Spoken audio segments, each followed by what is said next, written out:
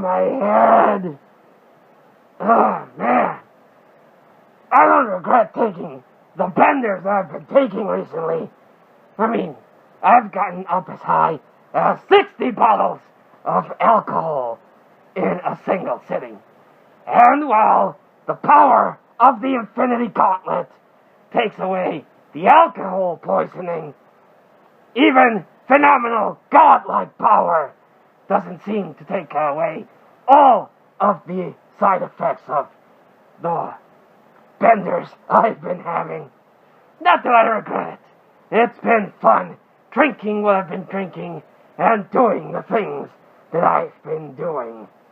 Even though I've had to snap and erase people that I don't want to see again. But, gives me one hell of a headache. I tell you what.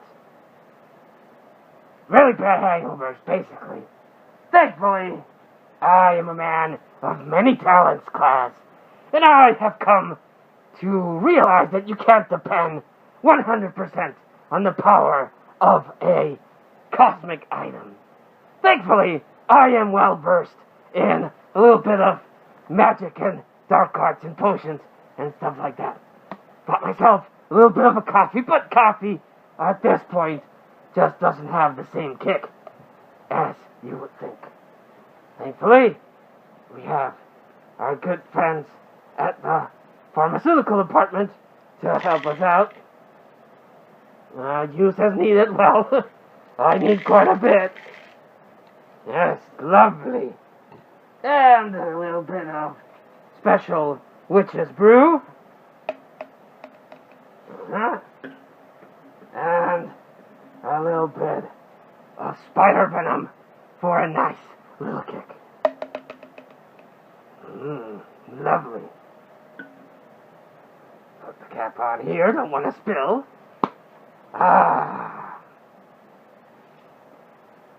You can really taste the drugs in this thing. Tasty and refreshing. I can already feel my headache going away. Nothing stops me. I am the master of this channel. I have finally gotten rid of the Jiminy Cricket annoyance of Zombie Wasitos. She was a monkey on my back, just nagging and nagging. I honestly don't miss her at all. Hell, ever since she's been gone, I felt more free to do my evil deeds. But today I will regale you with a Macabro horror pickups. With the Infinity Gauntlets, which I have here at my disposal, I have infinite resources. And since I have a lot of free time, I can teleport to swap meets and other places and buy some good horror movies, which I will now share with you, my loyal subjects. My faithful class. Well, first off, if you know me, you know that I am not a fan of remakes. Remakes, quite frankly, make me sick. Sick to my stomach. I might need a little bit more of my magical potion. Delightful.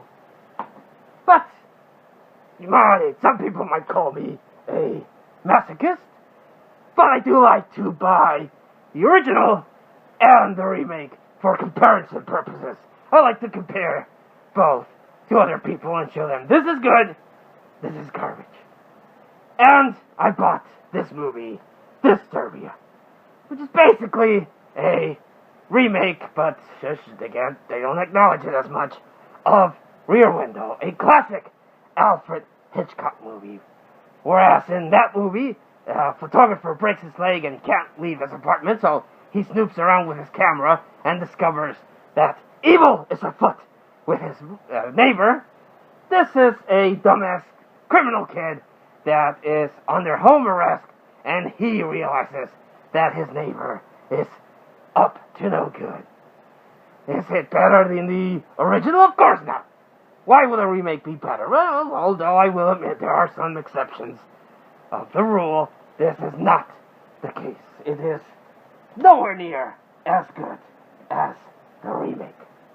Just thinking about it, actually not as good as the original. My mind is still a haze from The Hangover, but I'm taking care of that. Next up, I like me some monster movies. Just enjoy seeing something big and bad wreck people's shit. But sometimes you come across things that are not good. Now, again, being a bit of a person that enjoys that kind of stuff, I enjoy the bad movie. I enjoy good movies, but I also enjoy those movies that are so bad and so poorly done that they make me laugh. Unfortunately, this is a movie that has parts that make me laugh, and others that make me laugh for how poor in execution they actually are. And this is Reptilian. Now, I saw this, and I immediately thought of the American 1998 Godzilla, which I'm pretty sure that's what they're ripping off. But, boy, the special effects on this look like crap. It looks like the movie came out and they ran out of budget and they couldn't finish the special effects. It looks terrible.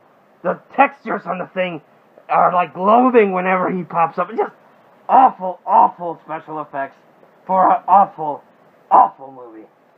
Just awful. Next one, I picked up My Name is Bruce, starring the ever-enjoyable Bruce Campbell. In this movie, Bruce Campbell plays himself. A town somewhere, who knows where, is experiencing supernatural problems. So, because they don't know anyone else that can help them out, they abduct Bruce Campbell, take him to their paltry little town, and Bruce Campbell thinks this is maybe a movie or something like that. So it's Bruce Campbell doing an exaggerated parody of himself as he's trying to deal with this supernatural element. It's actually pretty funny. If you like Bruce Campbell, if you like Bubba Hotep, I definitely recommend My Name is Bruce. Now, I skim the line of what's horror and what's not. Well, I consider something that might have horror elements. Other people might not agree, but this is my show, my channel, my rules. So if you don't agree with it, tough luck. I hope you do agree with it, because otherwise I will banish you to limbo with the Infinity Gauntlets. But I like adding things to the vault. And this is a movie with a premise that I don't believe I've seen as often as you should.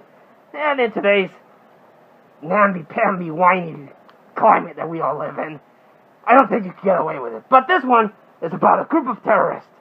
The movie's called Black Sunday, and it's about a group of terrorists that abduct a Zeppelin or a blimp because they are going to wreck people's shit in a Super Bowl. And I'm like, that actually would be something that you would want to do. If you want to get your political message out there, you do something big in a big public event. And that's what they do here. They want to do it in a Super Bowl. And you don't see a lot of movies like that. To my knowledge, there's very few. But this is from the 70s. And this is actually very, very good. Next one is also skimming the line of horror. It's more of a political espionage thriller. But it does have some elements that you might consider horrifying. And this is 3 Days of the Condor, about this low-level government working guy that finds himself, him and his team are doing a mission, and then all of a sudden his team is completely killed off, and people want to kill him, so he has to escape and figure out what's going on. I know you might not consider it horror per se, because there's no blood, there's no gore, but consider that.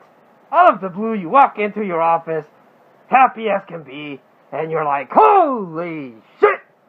Everyone in the office is dead! Holy shit! What's that red dot in my forehead? Ah! And you have to escape, and you don't know who you can trust, because everyone's out to get you. That would be very horrifying, and I'm pretty sure it would ruin your day. The next one I bought is Christina's House. A garbage movie. Not worth really going into detail.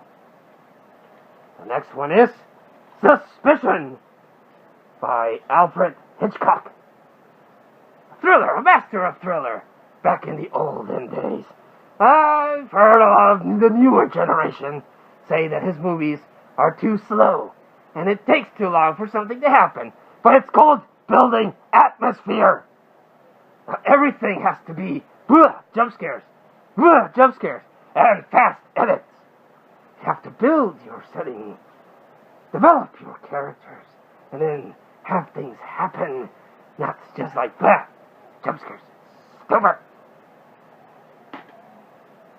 This one also skims the line of horror, but it has horror elements in it. And that's Jason and the Argonauts. While true, more of a fantasy movie, it does have an epic battle between sailors and an army of skeletons. And skeletons are your benchmark for Halloween. So, again, my list. The other one I picked up is Frozen Ground with Nicolas Cage. Good old batshit crazy Nicolas Cage. And he's a detective that's trying to stop a serial killer in a cold setting. Again, my list. Next one is Ghost Machine. Yes, it's about this military group that encounter a program that, once activated, is activated to kill anything in their way. Next up is Anaconda 3, or Anaconda 3 Offspring. I recently acquired Anaconda, and, well, that movie is cheesy bad. I was like, that's all I'll get. But, surprise, surprise, into my possession came the sequels. So I unfortunately got them out of order. I got Anaconda 3, but this one stars David Hasselhoff, who was also in Piranha 3DD.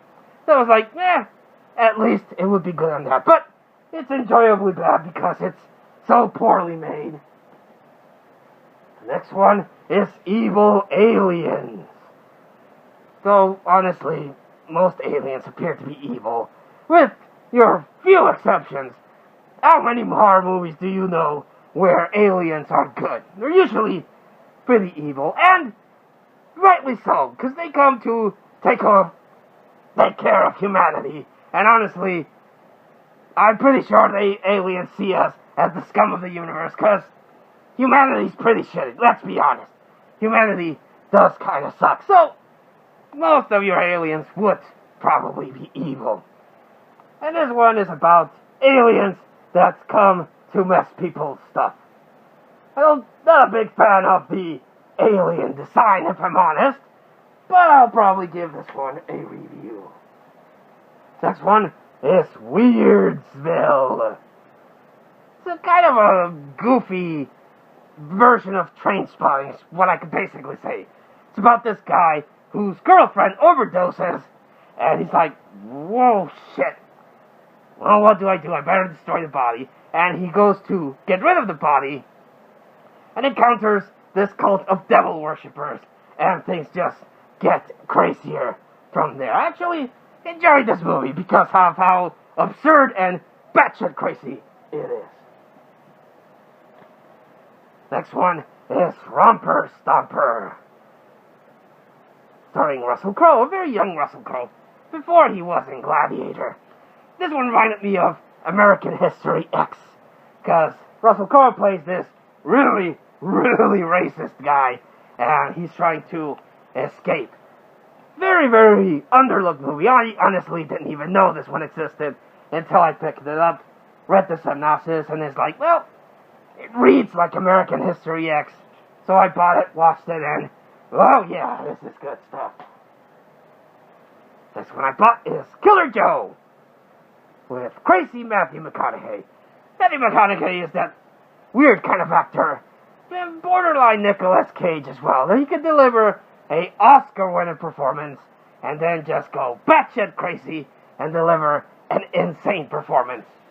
Best example, which I unfortunately don't own, but I am looking into it, is Texas Chainsaw Massacre, where he has the robot legs.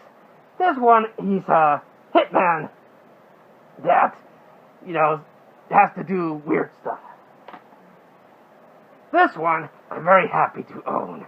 I like Michael Ironside. If you follow me on Facebook, and if you don't, I hope you subscribe soon. But in the Profesor Macabro page, I posted about Michael Ironside, one of my favorite that guy actors. He's a character actor that you can see pop up in a wide variety of roles.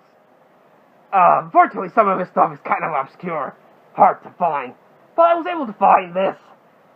I don't know if it's a burned copy or if it's a bootleg, but it's Neon City, where the world's ozone layer was starting to deplete, and then the scientists was like, well, let's try lasers.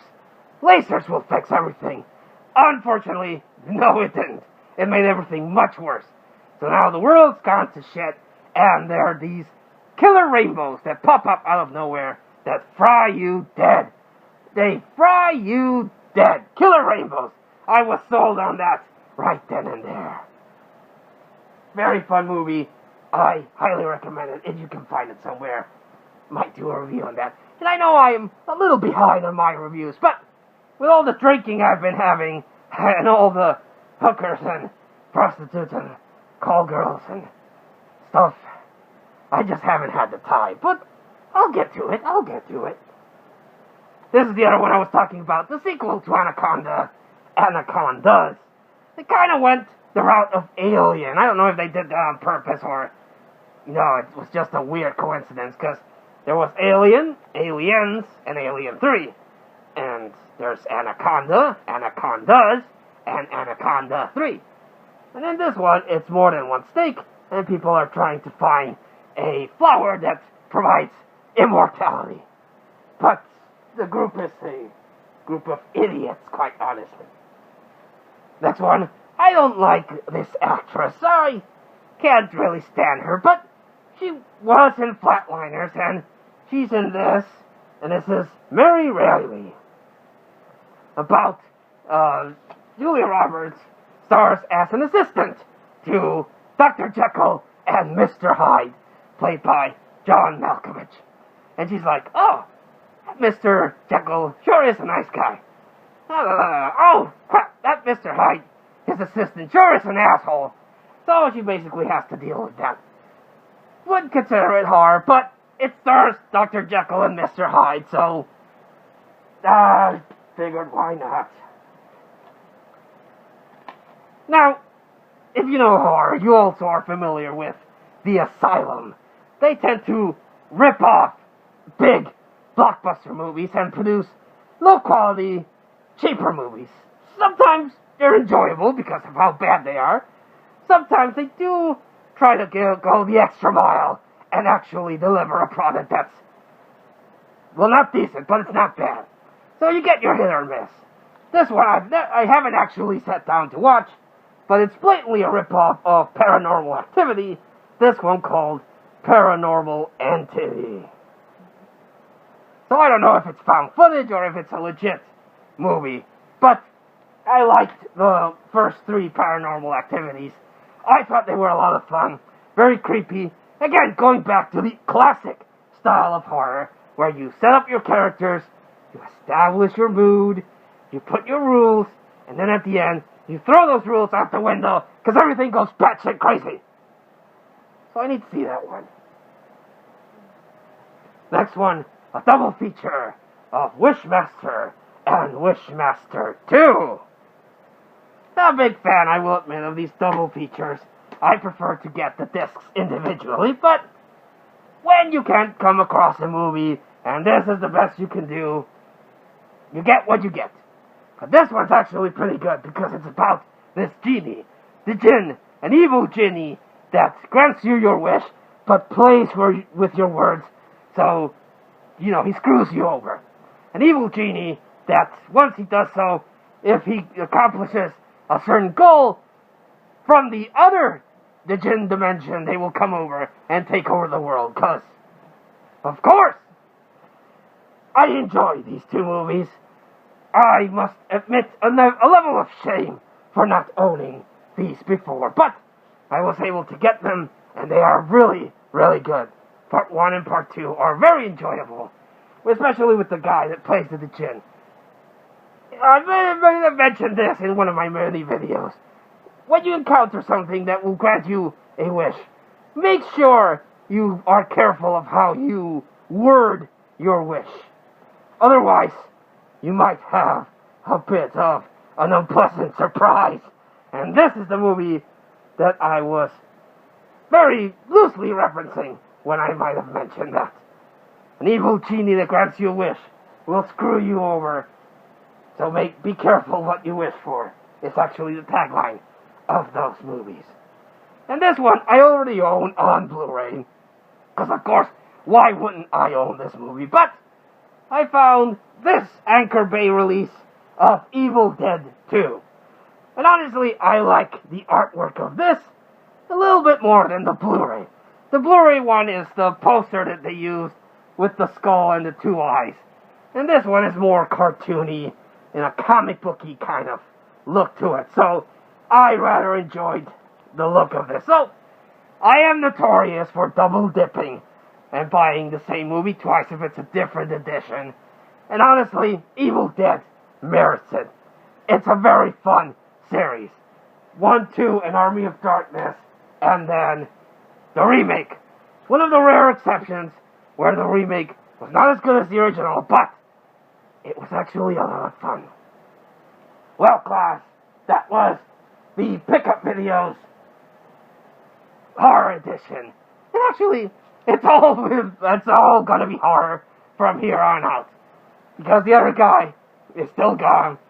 Zombie Wasitos is gone. Nothing can stop me now. Except the hangover. Oh, that hit the stuff. I can already feel my headache going away. So as long as I have my potions and the power of the gauntlet, nothing will stop me from reaching out to you, my faithful slaves, my faithful class members, to share with you horror. Again, I apologize for not posting more reviews, but honestly, I have phenomenal god power, so deal with it. But I will try, eventually, to post a couple of more reviews and videos, because honestly, who's gonna stop me? I always like to recommend, or end my videos with a recommendation, so I will recommend Evil Dead, because if you haven't seen Evil Dead, you definitely should. It's a lot of fun. And I am going to recommend Neon City. If you like your post-apocalyptic settings, Neon City is a good movie. And it has Michael Ironside. I blanked out on the name, still suffering from the hangover. Michael Ironside, who is just an awesome actor, and his voice is so meltingly good. Well, class, until I see you all again, this has been your Lord and this has been your humble teacher and guide, Profesor Macabro. And until I see you all next time, I bid you good evening.